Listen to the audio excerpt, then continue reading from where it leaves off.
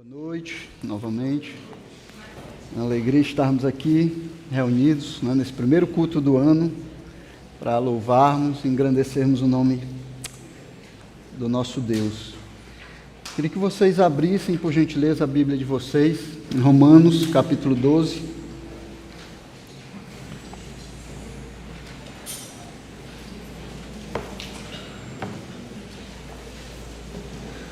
Romanos 12, nós vamos ler os versículos de 1 até o 8.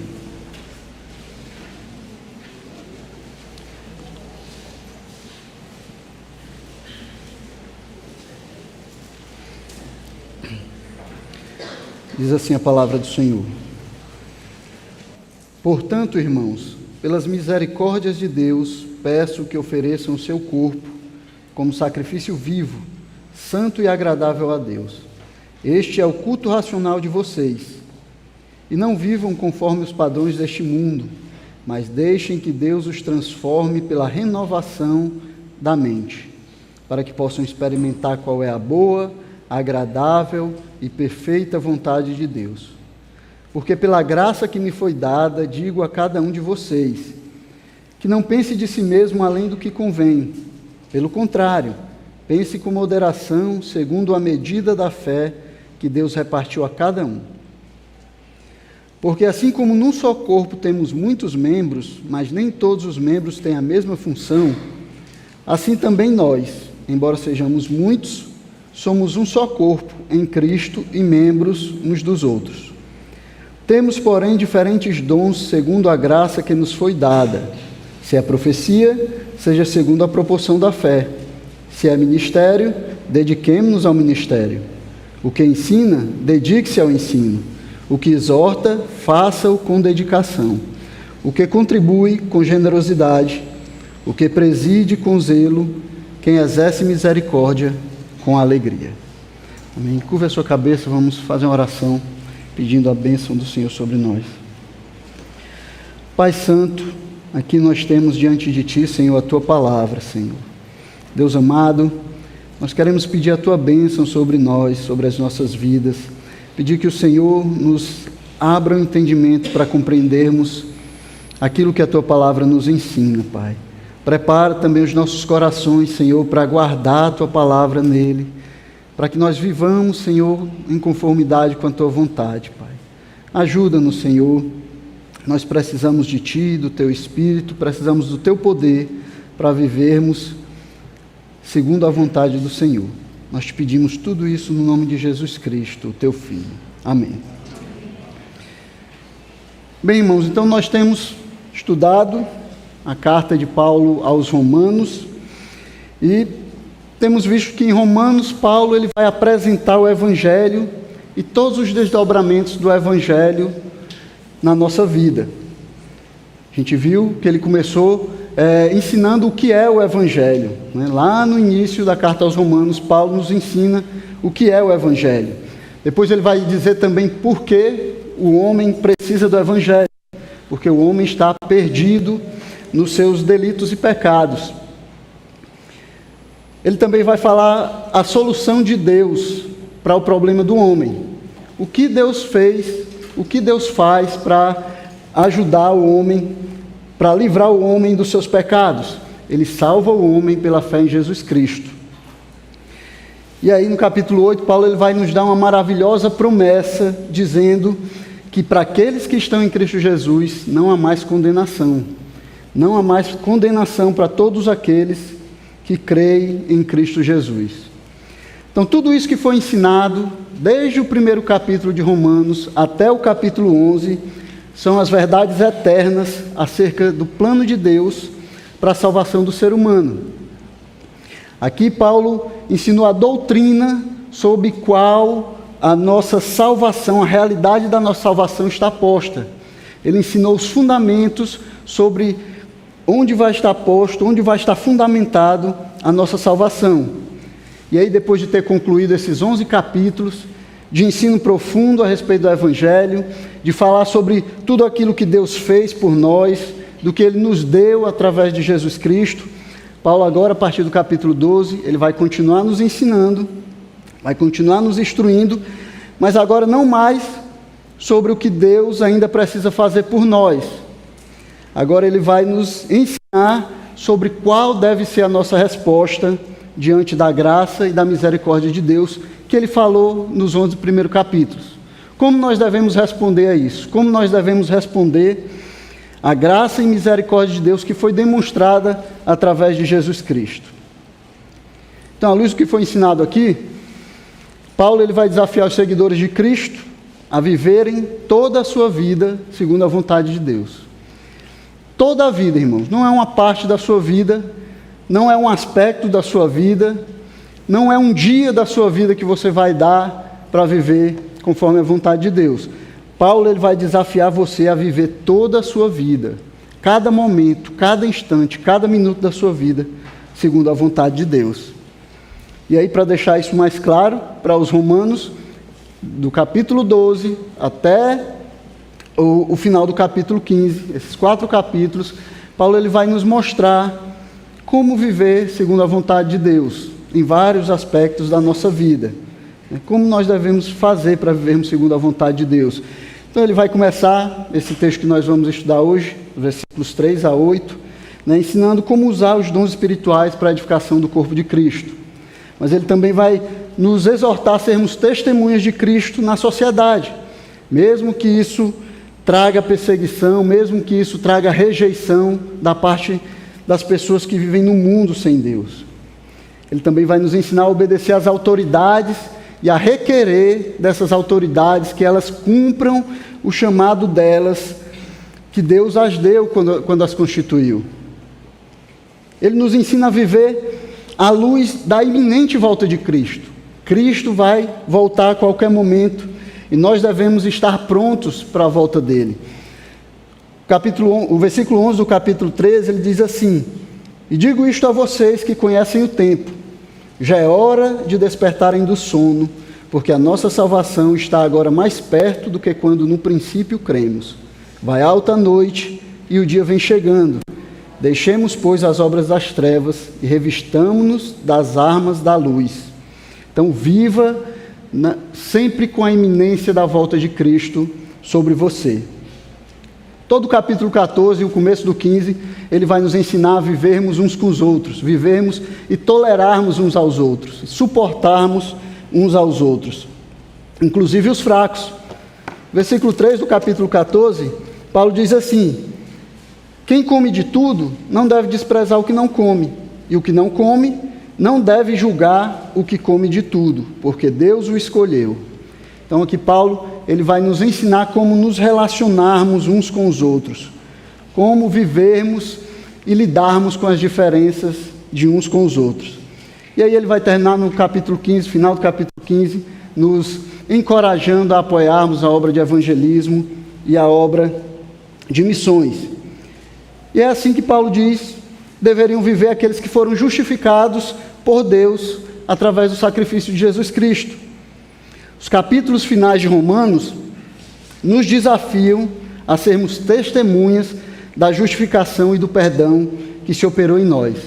Então aqui Paulo vai nos desafiar a exteriorizarmos aquilo que já aconteceu dentro de nós, aquilo que Deus fez no nosso interior, nos declarando justo.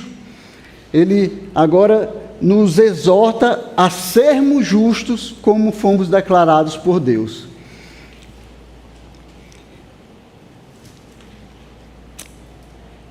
E nos 2 primeiros versos desse capítulo, do capítulo 12, que nós começamos a estudar, ele nos diz que nós só podemos fazer isso se nós nos distanciarmos desse sistema mundano, que é contra Deus. Se nós nos distanciarmos desse sistema de valores que opera contra Deus, que vai contra os valores e os padrões da palavra de Deus. E ao mesmo tempo, ser transformados pela renovação da nossa mente. Ao mesmo tempo, nos deixar ser transformado pela renovação da mente que Deus está operando em nós. Porque só assim, só quando nós somos renovados, transformados na nossa mente, é que nós podemos conhecer e cumprir a vontade de Deus para as nossas vidas. ele também nos faz outro desafio, nos 2 primeiros versículos. Ele desafia todos nós que somos seguidores de Cristo a oferecermos os nossos corpos como sacrifícios vivos a Deus. E é um sacrifício vivo porque, diferente dos sacrifícios de animais que eram mortos, e porque eram mortos eles não eram impedidos de continuar, esse sacrifício é contínuo. É um sacrifício para a vida toda. É um sacrifício que não para, você continua, permanece vivo e o sacrifício permanece.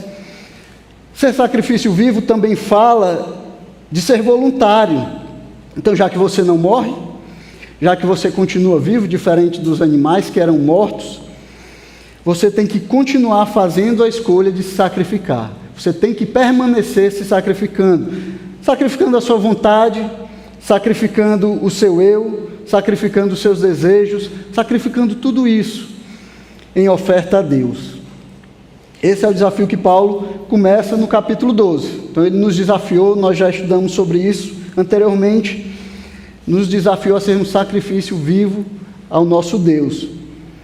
E aí a pergunta que surge é como nós fazemos isso?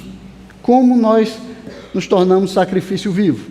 Então é o que ele vai ensinar ao longo desses capítulos, ao longo desses 4 capítulos. E aqui especificamente, nos capítulo 12, versos 3 e 8, Paulo vai nos mostrar uma forma prática de nós sermos sacrifício vivo a Deus. Servir uns aos outros na comunidade, através do exercício dos dons espirituais. Então, o ensino de Paulo aqui nesses versículos tenta responder a pergunta: como eu me torno um sacrifício vivo? Uma das respostas para isso é servindo uns aos outros na igreja, e esse serviço, ele toma forma com o devido uso dos dons espirituais para ministrar aos outros no corpo de Cristo. É assim que nós nos tornamos sacrifício vivo.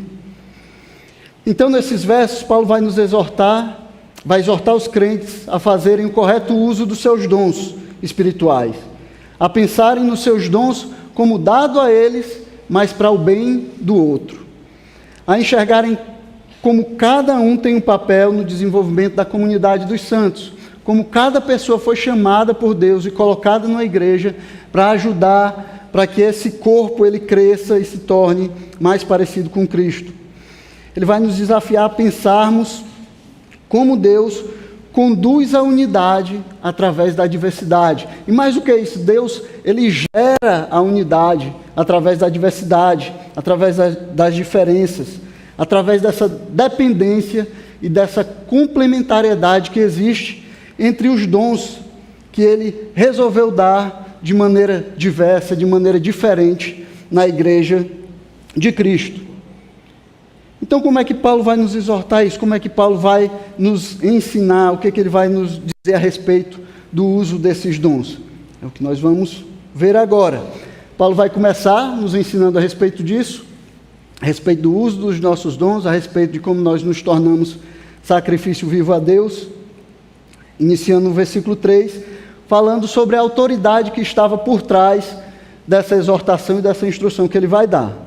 Ele começa o versículo 3 dizendo assim: porque pela graça que me foi dada, digo a cada um de vocês. Então ele começa falando da autoridade para exortar os irmãos de Roma. Ele aqui se coloca como apóstolo dos gentios, aquele que foi enviado aos gentios, mas que foi comissionado puramente pela graça de Deus. Não por nada que existisse nele mesmo, não por causa da bondade que existisse nele mesmo, por causa dos títulos que foi dado a ele, mas por causa da graça de Deus na vida dele. Essa autoridade divina que dá a Paulo o poder para requerer dos crentes de Roma com respeito aos dons espirituais. É por causa dessa graça que está sobre a vida de Paulo que ele pode exortar os crentes, que ele pode instruir os crentes, que ele pode ensinar a respeito dos dons espirituais. Percebam que Paulo ele não está falando aqui da sua opinião, não é a opinião dele que ele está colocando para a igreja. Ele não está expondo também as suas preferências, não é a maneira que Paulo achava melhor para que os dons fossem usados. Ele também não está expondo nenhuma estratégia e nenhuma nova tendência de como a igreja deve ser administrada ou como os irmãos devem fazer uso daquilo que Deus lhes deu. Paulo não está falando de nada que vem dele mesmo, não está falando de nada que vem de sabedoria humana. Ele está falando aqui com a autoridade que vem de Deus. Ele está falando aqui sob a graça de Deus. Então a autoridade de Paulo aqui está intimamente ligada à graça de Deus sobre a vida dele. A graça de Deus que comissionou Paulo. E essa graça que ele está falando aqui é a graça de ser apóstolo, a graça de ter sido comissionado por Deus, de ter sido enviado à igreja de Deus, de ser líder da igreja de Deus e instruir a igreja de Deus. É a graça dada a ele por Deus para cumprir o ministério e apostolado que Deus confiou a ele. Essa graça que estava sobre Paulo dava a ele autoridade para instruir a igreja a respeito dos dons que o próprio Deus deu à igreja.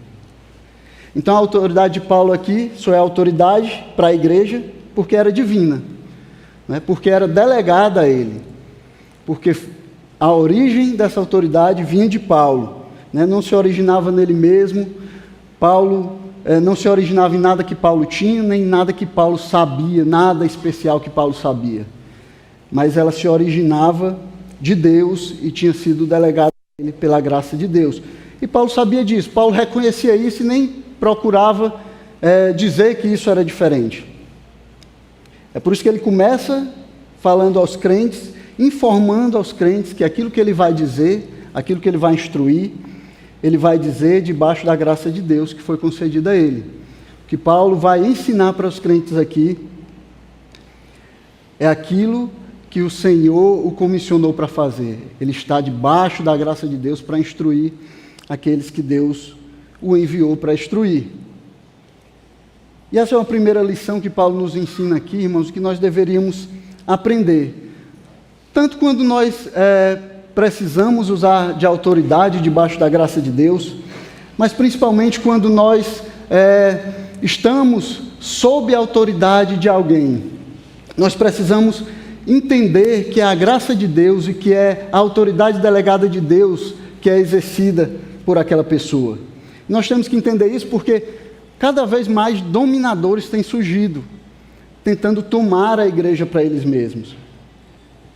Cada vez mais homens têm surgido, tentado tomar o poder, tentado se mostrar como aqueles que são donos da verdade, que têm todo o poder sobre os irmãos. E aí eles acrescentam títulos a eles mesmos. Eles ungem a eles mesmos. E acham que com isso eles vão ganhar autoridade. Acham que por causa daquilo que eles colocam sobre eles mesmos, eles vão ter a autoridade de Deus. Então eles usam as promessas e os dons de Deus que foram dados para abençoar o povo de Deus, mas eles usam para dominar a consciência das pessoas. Usam para se tornar dominadores daqueles que foram chamados por Deus. E nós não podemos deixar que isso aconteça. Nós temos que estar atentos à graça de Deus sobre a vida daqueles que o Senhor colocou para nos liderar, daqueles que o Senhor chamou para liderar a sua igreja, para dirigir a sua igreja. Aqui nessa igreja, nós não queremos fazer desse jeito.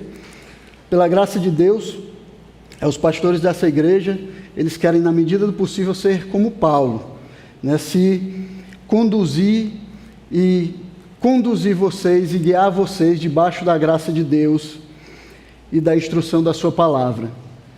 E se qualquer um que recebeu a graça e o privilégio de pastorear a igreja de Deus, ele tentar se colocar sobre a igreja de Deus como dominador, se ele for além do que a palavra de Deus diz, ou ensinar menos do que a palavra de Deus diz, ele deve ser tirado daqui. Ele não deve estar exercendo o ministério que Deus o chamou para exercer.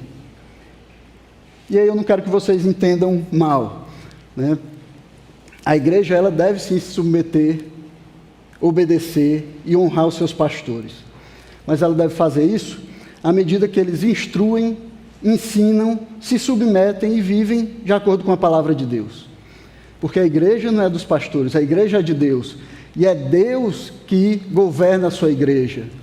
Deus escolheu governar a sua igreja através da sua palavra. É através da sua palavra que ele instrui a igreja, dá direção à igreja. E ele usa homens para liderar, para instruir com essa palavra. mas é debaixo da sua graça e debaixo da sua palavra, né? Os homens que o Senhor chama para servir como líderes da sua igreja, eles devem se considerar servos daqueles a quem eles estão servindo. Se Jesus podia dizer, no meio de vocês, eu sou como aquele que serve. Se Jesus podia dizer desse jeito, então não pode ser exigido nada menos dos pastores que ele chamou para servir o seu rebanho. Eles são chamados para servir o seu povo, e é assim que eles deveriam olhar para eles mesmos. Então Paulo começa falando sobre a autoridade, sobre a graça de Deus que dá a ele a autoridade para instruir o povo de Deus. E o que é que Paulo ia instruir a igreja, que o fazia reivindicar a graça de Deus, que o fazia lembrar a igreja a respeito da graça de Deus na vida dele? E aí é o que ele vai dizer na segunda parte do versículo 3, né? O conteúdo aqui da exortação de Paulo. Ele diz assim: digo a cada um de vocês que não pense de si mesmo além do que convém. Pelo contrário, pense com moderação, segundo a medida da fé que Deus repartiu a cada um. Então a exortação de Paulo é que os crentes romanos, eles não deveriam ter uma opinião exagerada a respeito deles mesmos. Eles não deveriam pensar deles mesmos além do que convém. Deveriam pensar com moderação a respeito deles mesmos. Note que Paulo não diz aqui que eles deveriam pensar menos do que convém, como o oposto de mais do que convém, né? Mas eles deveriam pensar, nós devemos pensar a respeito de nós mesmos de forma equilibrada e de forma moderada. E a razão pela qual os crentes não deveriam ser arrogantes é que foi Deus que repartiu a cada um a medida ou a quantidade da fé necessária para o uso ou desempenho do respectivo dom, do dom que Deus deu a cada um. Então, Paulo está dizendo aqui que nós não temos motivo para pensarmos de nós mesmos além do que convém. É Deus que nos dá tudo aquilo que nós temos. É Deus quem dá os dons à sua igreja. Então nós não temos motivo para sermos arrogantes, para pensarmos mais do que convém a respeito de nós mesmos. Mas nós devemos fazer, pela graça de Deus, devemos pensar de forma equilibrada, de forma moderada. Deus, ele não deu apenas os dons, como Paulo diz aqui. Ele deu também a fé necessária para usar de forma adequada o dom que ele concedeu. Então, entender que Deus faz isso por nós deveria nos dar humildade. Compreender que é Deus quem nos dá o que nós temos, que é Deus que dá os dons que nós temos, deveria nos levar à humildade. Não vem de nós mesmos. Não foi o seu muito estudo. Não foi porque você já leu a Bíblia 30 vezes. Não é nada que vem de você mesmo. Mas é Deus que lhe dá, e você deveria se humilhar diante de Deus e reconhecer a mão de Deus sobre a sua vida, lhe dando os dons que Ele concedeu a você para servir ao seu povo. Então, a humildade é a atitude correta do cristão e é a atitude correta sempre. E a falta dessa virtude, que é fundamental nas nossas vidas, irmãos, é que leva muitos crentes a tropeçar, que leva muitos crentes a naufragar na fé, porque falta humildade. E aqui, não importa o quanto da palavra você conhece. Paulo diz que o conhecimento ensoberbece, né? É o amor que edifica. Não importa o quão teologicamente saudável você seja, se é possível ser teologicamente saudável sem humildade. Não importa o quanto você serve, nada disso, se não houver humildade, nada disso tem valor diante de Deus. Nada disso tem valor diante de Deus, porque você não vai entender de onde é que veio o seu dom. Você não vai entender de onde veio aquilo que Deus deu para você. Você vai se colocar no centro, você vai achar que é a origem daquilo que você tem recebido. Todas essas coisas sem humildade são sem valor, porque você está se concentrando em você mesmo. Você se colocou no centro. Você é o centro e todas as outras coisas estão girando em torno de você. Então você, ao invés de ver Jesus no centro, ao invés de ver Jesus naquele lugar central, movendo todas as coisas, você se colocou no centro. Você está se concentrando em você mesmo. Por isso, todo o resto é sem valor. Porque pessoas que se colocam no centro, elas não conseguem ver de onde vêm as bênçãos que elas têm, os dons que elas receberam. E não se enganem, irmãos, apesar do que se diz muito por aí hoje em dia, as pessoas, elas não sofrem de baixa autoestima. Pelo contrário, o problema do pecador é exatamente outro, é exatamente o oposto. O problema do pecador é a hiperautoestima. Essa é a atitude essencial do ser humano pecador. É sempre achar dele mais do que convém. É sempre pensar melhor do que convém a respeito dele. É sempre pensar que ele pode mais, que ele é mais importante do que é. Esse é o pensamento essencial do ser humano pecador. E isso desde o começo, né? Foi o engano de achar que podia ser mais do que era que levou Eva a comer do fruto que Deus disse que não deveria comer.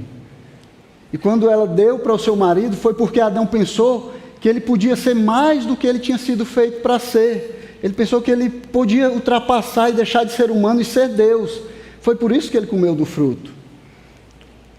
Foi por se sentir também mais importante do que ele realmente era, que Caim ficou irado quando a sua oferta não foi aceita, mesmo que ela não tenha sido oferecida de acordo com a vontade de Deus, mesmo que ela não tenha sido oferecida pela fé, mesmo que ele tenha oferecido de forma errada, ainda assim, porque ele se achava mais importante do que era, ele ficou irado, e essa ira levou ele a matar o seu irmão, porque ele achava que era mais importante. Ninguém mais podia ser mais importante do que ele.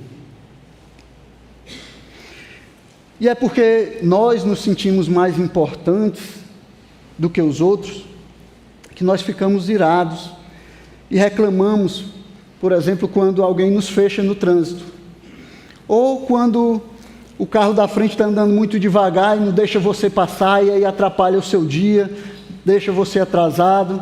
Ou quando o carro da frente não sai assim que o sinal ficou verde e aí ele atrapalhou todo o seu dia. É por isso que você reclama disso, é por isso que você fica irado com essas coisas. É porque você tem uma autoestima muito exagerada e se acha muito importante que você se zanga quando alguém lhe exorta, quando alguém lhe corrige. É porque você não suporta que alguém menos importante do que você esteja lhe corrigindo, esteja dizendo que você está errado. Mesmo que o irmão esteja fazendo isso, porque Deus mandou que ele fizesse assim. Mesmo que o irmão faça isso, porque ele lhe ama e quer que você ande nos caminhos de Deus. Mesmo que ele faça isso, porque é assim que a Bíblia ensina que nós devemos viver em comunidade. Que é assim que a igreja deve viver, é assim que os irmãos devem se relacionar. E é porque você se sente superior, que você se ira quando alguém esquece de falar o seu nome, quando não lhe dá a honra que você acha que merece, quando não pergunta como você está, como vai a sua família, quando não lembra de você. É porque você se sente mais importante do que os outros, que você se ira com todas essas coisas. E aqui eu não quero justificar os irmãos que não se importam com os outros, quando deveriam se importar. Eu só estou questionando o fato de você achar que isso é um direito seu. Não é direito seu ser lembrado sempre. Não é direito seu que as pessoas perguntem como você está. Tudo isso acontece por causa da graça de Deus na sua vida. Você está aqui, sentado, ouvindo a palavra de Deus por causa da graça de Deus na sua vida. Você está vivo por causa da graça de Deus na sua vida. Não é direito seu, irmão. Não se considere importante. Não se considere mais importante do que os outros. E esse é um problema antigo, né? A gente viu, começou lá no Éden, Paulo falou sobre esse problema, os apóstolos falaram a respeito desse problema, os pais da igreja falaram a respeito disso. O amor próprio exagerado, corrompido, é um problema há muito tempo do ser humano. E aí um dos pais da igreja, Agostinho, na sua obra Cidade de Deus, ele escreveu sobre 2 amores, e ele começou o livro dizendo assim: 2 cidades são formadas por 2 amores, a terrena por amor a si mesmo, e o desprezo a Deus. e a celestial por amor a Deus e o desprezo a si mesmo. Duas cidades construídas, alicerçadas sobre dois amores. Um amava a Deus e desprezava a si mesmo, mas o outro amava a si mesmo e por causa disso desprezava a Deus. Então, como Agostinho compreendeu bem aqui, não pode existir dois amores no coração do homem ocupando o mesmo lugar. Você não pode ter o seu coração dividido entre dois amores iguais. O homem não pode dividir o seu coração entre dois amores iguais. Ou ele ama a Deus sobre todas as coisas, e por causa disso, ele ama o próximo, ama a esposa, ama os filhos, ama os pais, e ama todo o resto antes de amar ele mesmo.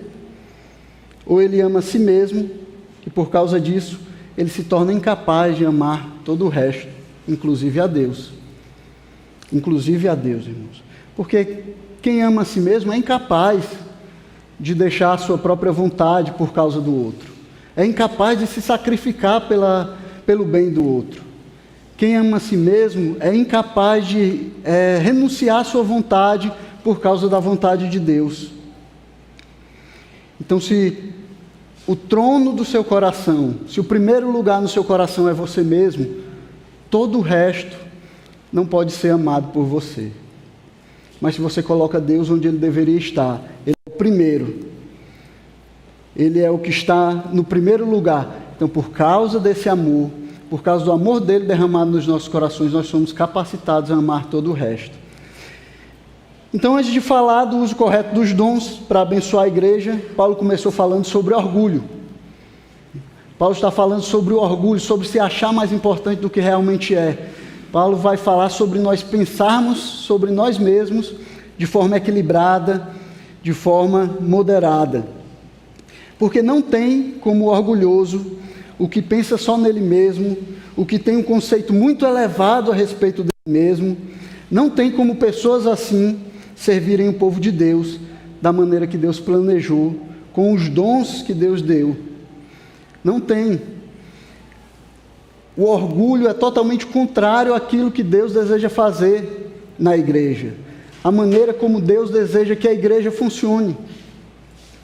O orgulhoso, ele não pode participar. Aquele que se acha mais importante, aquele que pensa muito dele mesmo, ele não pode participar daquilo que Deus está fazendo na sua igreja, através dos dons.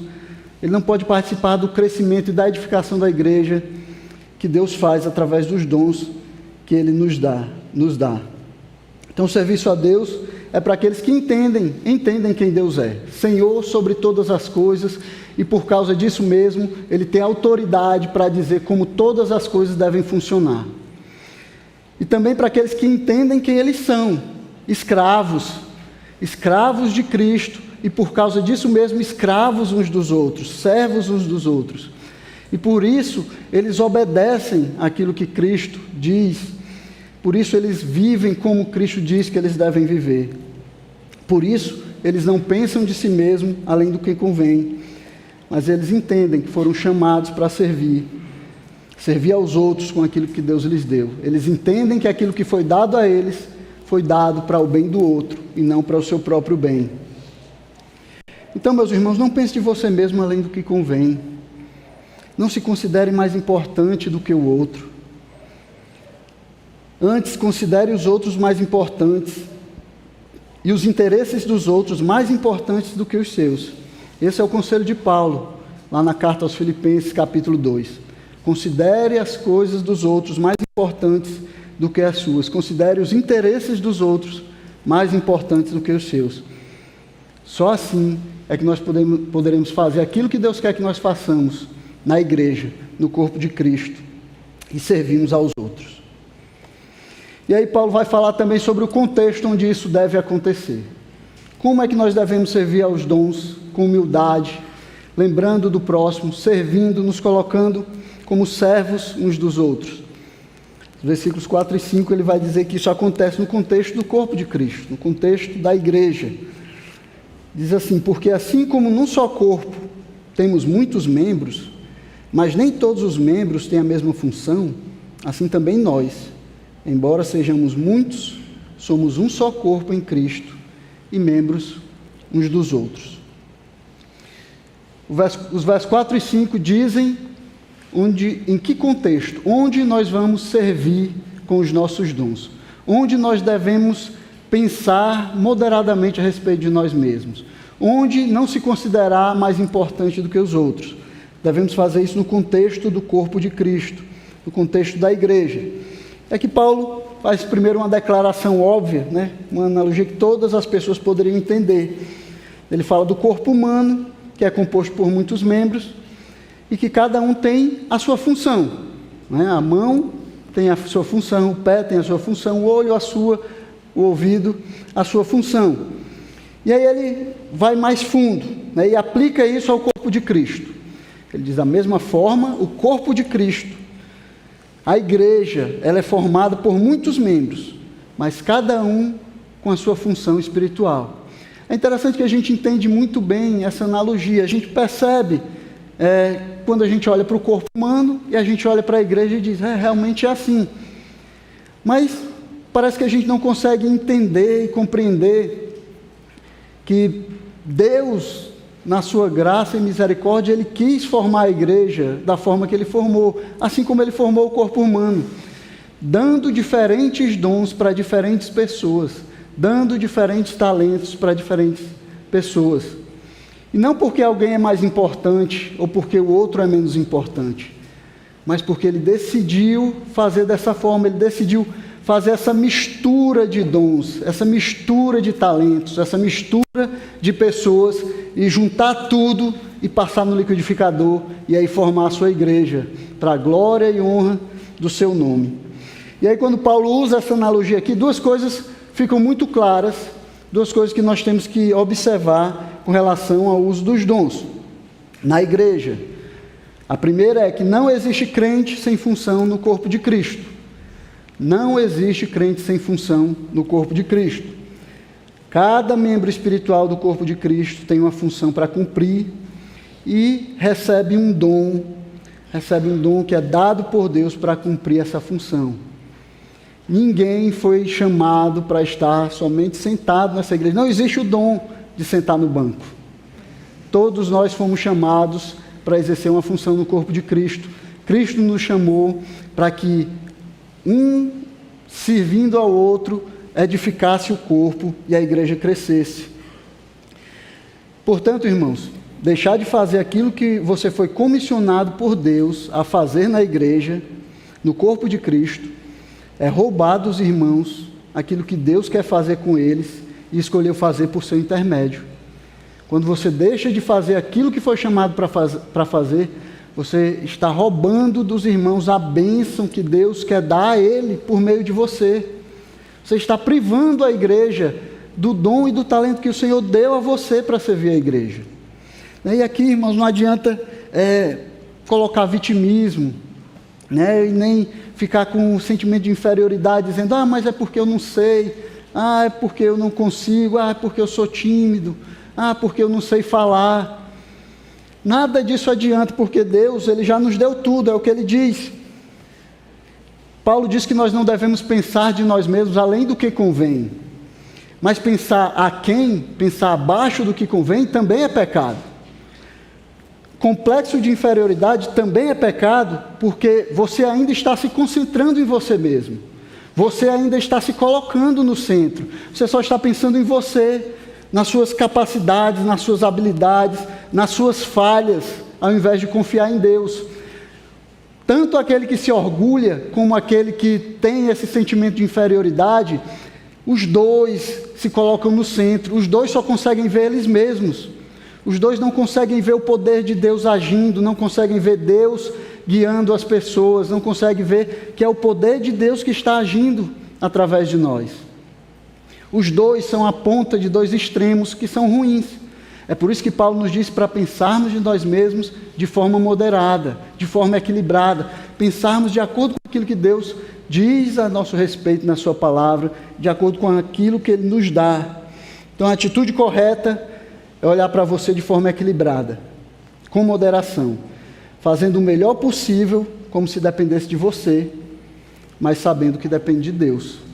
Foi isso que Paulo disse lá em Colossenses capítulo 1, né, depois de dizer que trabalhava muito em favor dos irmãos, depois de dizer que se fatigava, que trabalhava duro para levar todos aqueles irmãos que tinham se convertido e apresentar eles de forma perfeita a Deus naquele dia. Ele disse que ele trabalhava muito, e aí ele termina no versículo 29 dizendo assim: é para esse fim que eu me empenho, esforçando-me o mais possível. Então, lendo até aqui, aqueles perfeccionistas e que gostam de fazer as coisas pelo seu braço, pela sua força, diriam assim: está vendo?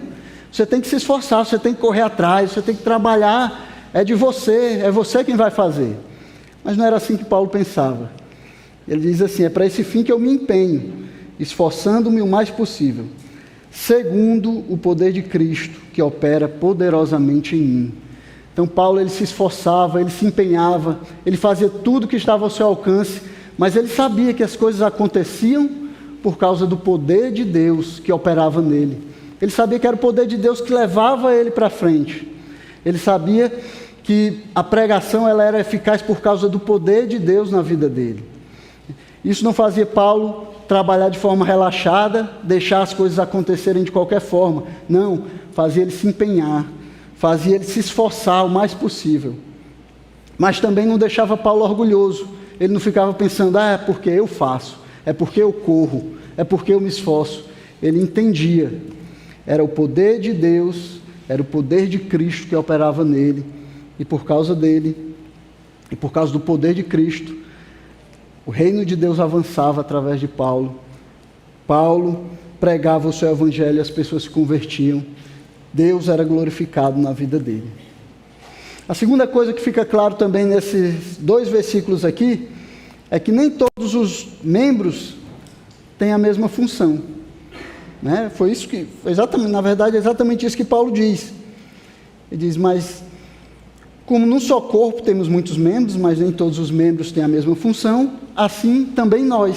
Então, como o corpo que tem membros, muitos membros com funções diferentes, assim também é a igreja. Muitos membros, funções diferentes, dons diferentes para realizar a sua função. Então não adianta, irmãos, não adianta procurar. Você não vai encontrar uma igreja que só tem dons de tocar, dons de louvar. Deus não quis fazer assim. Não foi assim que Deus planejou a sua igreja. Então não vai ter essa igreja onde todas as pessoas lá têm somente o dom de tocar, o dom de cantar, e todo mundo que chega naquela igreja acaba recebendo esse dom e se torna um músico. Não tem uma igreja dos tocadores, não tem uma igreja dos pregadores, não tem uma igreja dos profetas e nem uma igreja dos generosos. Deus, na sua graça e misericórdia, Ele desejou fazer a sua igreja com muitos membros, com funções diferentes, com dons diferentes, e Ele dá dons para esses membros servirem uns aos outros.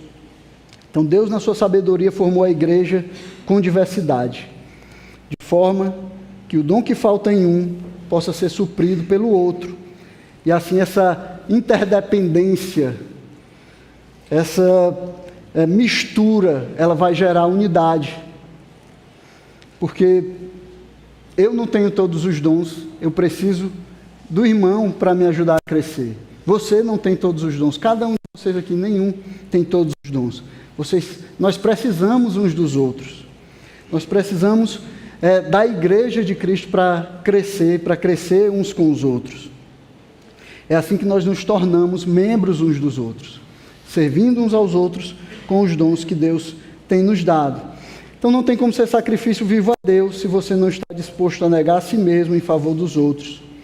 A igreja foi o lugar que Deus formou para usarmos os dons que Ele nos deu para o bem do outro.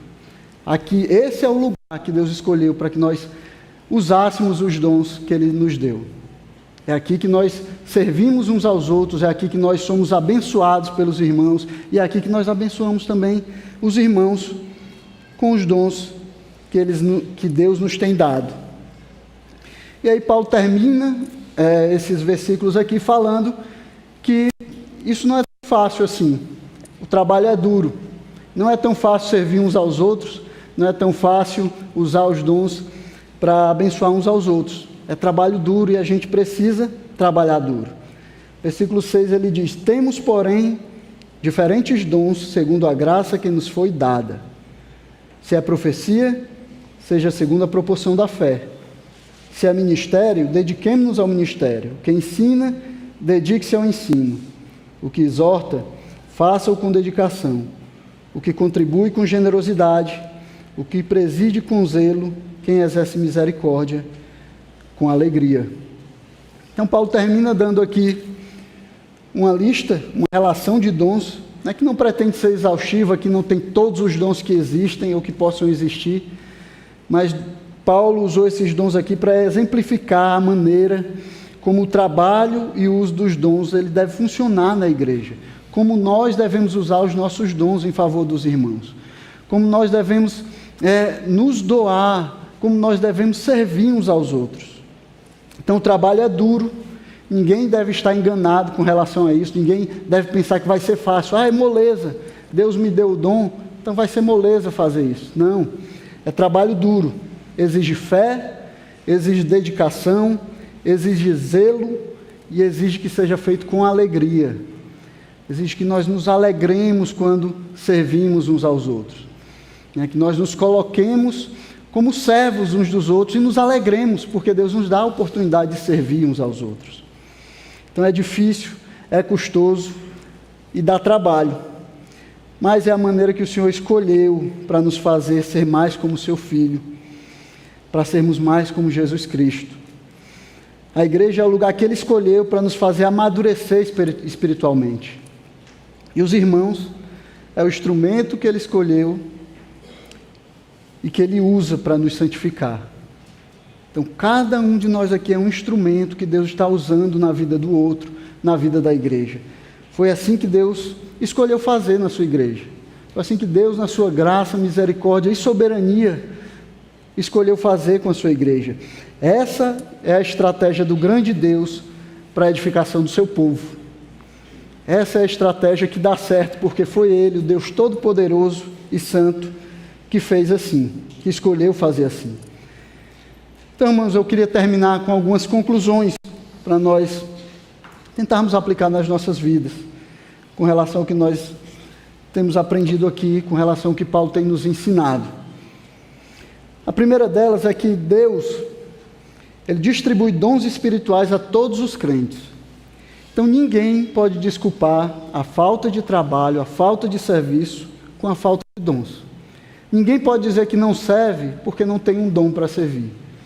Deus, Ele distribuiu os seus dons na igreja e Ele vai prestar contas com você a respeito do que você fez com esses dons.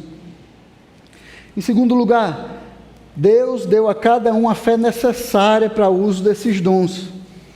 Ele nos deu tudo o que nós precisamos para servirmos uns aos outros como Ele quer e como nós precisamos. Então não nos falta nada. Ele deu o dom, Ele deu a função, Ele deu o dom e Ele nos deu a fé necessária para usar esse dom. Não nos falta nada. Tudo que você puder dizer é apenas justificativa vã, é desculpa para nos servir. Você tem tudo o que precisa para servir uns aos outros. Os dons espirituais nos são dados pela graça de Deus. É Deus, na sua graça, que nos equipa com os seus dons. Portanto, não há lugar para arrogância, não há lugar para orgulho, não há lugar para ninguém se achar mais importante do que o outro. Não há lugar para alguém achar que é mais importante porque tem um dom que é mais visível e as pessoas veem trabalhando. Ninguém pode fazer isso. Não há lugar também para esse sentimento de inferioridade que diz, o meu dom ninguém vê, está escondido ali, ninguém vê eu trabalhando. Não tem lugar para isso, porque Deus é quem dá, Deus é quem distribui, é pela graça de Deus que nós somos dotados pelos dons que Deus nos deu. Então, cada um tem exatamente o que deveria ter para edificar e para ser edificado. Não falta a ninguém. Os dons espirituais foram dados para ser usados em favor do outro. Nós recebemos dons espirituais para servirmos os outros, irmãos. Não cabe a nenhum de nós ter um sentimento de posse com os dons que nós temos. Não, esse dom é meu. Eu vou usar ele em meu favor. Eu vou usar ele para edificar a mim mesmo. Eu vou usar ele para ser conhecido, para crescer. Não, os dons que Deus lhe deu não foram dados para isso. Deus lhe deu os dons que você precisa para servir ao próximo. Os dons que você precisa para servir ao irmão. E por fim, a diversidade dos dons traz unidade ao corpo de Cristo. É interessante a forma como Deus faz, né, irmãos? Aí no mundo a gente ouve falar sobre diversidade de uma forma que separa as pessoas, né? Que coloca elas em lugares, em salas separadas, em pontos separados, mas a diversidade de Deus é diferente, né? Deus ele traz unidade através da diversidade. A diferença nos dons, ela causa dependência que leva à comunhão. Então, porque eu preciso de você, eu acabo tendo comunhão com você. Porque você precisa de mim, você acaba tendo comunhão comigo. E assim nós vamos servindo uns aos outros, nós vamos suprindo a necessidade uns dos outros, e Deus vai criando uma unidade na igreja dele, através da diversidade, através da diferença dos dons e dos talentos que ele nos deu. Cada membro do corpo é importante e tem uma função espiritual para cumprir na vida dos outros. Cada um que está aqui nessa igreja foi chamado por Deus para essa igreja para servir em uma função e foi dotado com um dom para servir nessa função. Então ninguém tem desculpa para não servir, ninguém tem desculpa para ficar parado. Deus chamou todo mundo para servir a sua igreja. Amém? Amém. Curva a sua cabeça, vamos fazer uma oração. Agradecendo o Senhor pelo que Ele tem feito em nós. Pai Santo, nós somos gratos a Ti. Nós somos gratos pela Tua bondade, misericórdia e graça, Senhor, que nos dirige, que nos dá dons espirituais, Senhor, para nós servirmos a Tua igreja, servirmos ao Teu povo. Senhor Deus, ajuda-nos, Senhor, a fazermos uso desses dons, Senhor, ajuda-nos a utilizarmos, Senhor, como o Senhor planejou que nós fizéssemos, Pai. Que nós compreendamos a Tua vontade, que nós nos disponibilizemos, Senhor, para Te servir, e que naquele dia, quando nós estivermos diante de Ti, Senhor, nós possamos ouvir a Tua voz dizendo: servo bom e fiel, entra no descanso do Teu Senhor, porque nós usamos bem aquilo que o Senhor nos deu. Nós Te agradecemos por tudo, Senhor, e pedimos a Tua bênção sobre nós. No nome de Jesus Cristo, Teu Filho. Amém.